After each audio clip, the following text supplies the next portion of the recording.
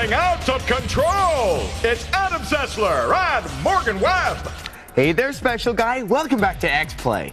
Now, Arx Fatalis was a first-person RPG that originally came out on the PC in 2002. It was very similar to Morrowind and the Ultima Underworld series. And back then, we liked it a lot.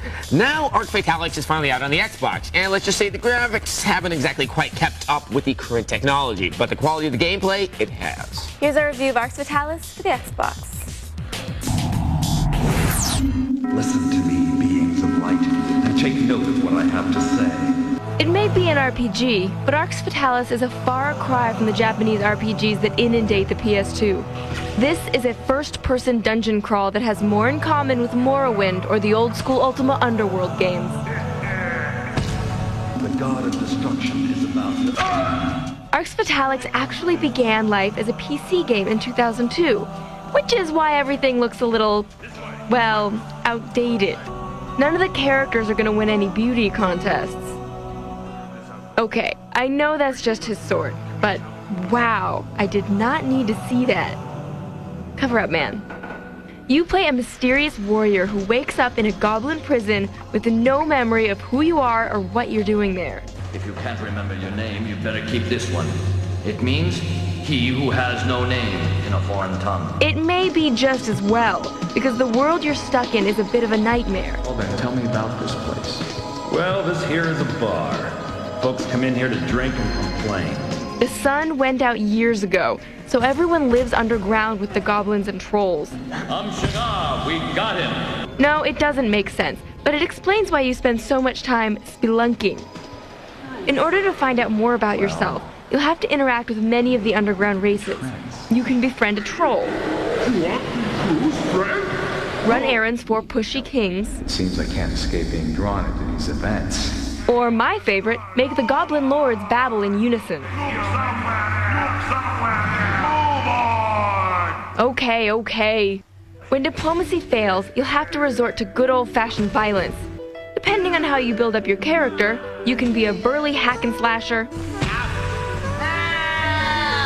or fry your enemies with a magic missile. Magic takes a bit of practice. Spells are cast using the analog stick to draw runes in the air, sort of like a special move in Street Fighter. Oof. Nothing like an open fire in a methane-filled sewer. Open fires are important in Arx Fatalis, because you need to do some cooking now and then. Check this out. Flour plus water equals dough, plus fire equals bread. Prefer some meat in your diet?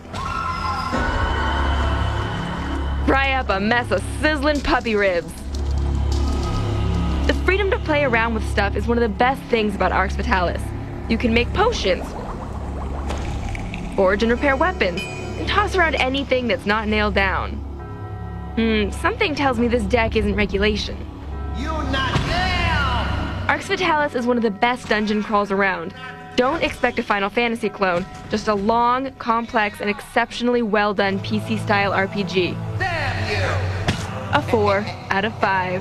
You know why gray goblins have mustaches? No. To remind them of their mothers! That's funny. You killed a puppy in that review. Well, I needed some sizzling puppy ribs. It was a puppy. It's a game, Adam. In real life, I love puppies. They're so cute and snuggly and delicious. I'm kidding! Okay, people, let's just make one thing perfectly clear. Even though RPGs often force us to kill wolves, or bears, or giant rats, we love animals, and we would never harm them in real life, except the giant rats. You know what? We have